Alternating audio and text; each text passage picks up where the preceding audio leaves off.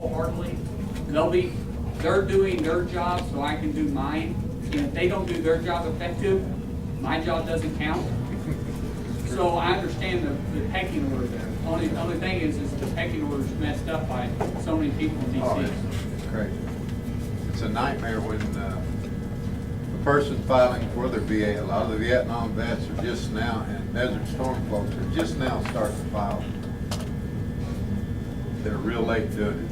But it takes a minimum in Oklahoma of 6 months to get a hearing test and the results of it. Trevor Shank, just, was it last week, Trevor? Yeah, just last week. And Oklahoma's one of the faster states. Last week, he's been fighting for, I don't know how many weeks to just get hearing aids because he has hearing, he's a war veteran too. And he was a medic. You just have to hang in there, bud. Keep swinging. Don't give up. Hey, Don't give up. He was medic, Yeah. right? A combat medic, and anyways, his hearing's messed up, and which works out great around the office because I can say all kinds of stuff on the right side. You'd get along good. We yell at each other and have to look at one another. He was fighting about hearing aids, and he kept making his phone call, and I was like, "Are you still fighting to try to get those hearing aids?" He's like, "Yeah, I can't get anybody to call back." He says, "But that's not the big issue. My big issue is he has some type of student." Just education benefits. Yeah, education benefits that he's been fighting over and over again.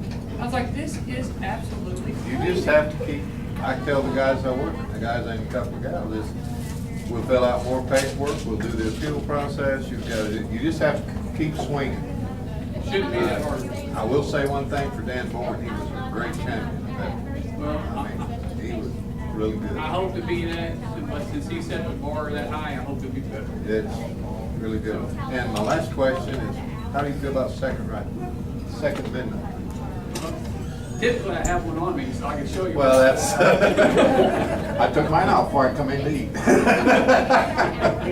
I have to keep my shirt tucked in all the time. Yeah. It's kind of hard to carry, but Second Amendment is pretty plain, and anybody that wants to skirt around it and try to go around it is just, they're not reading it the same way I am.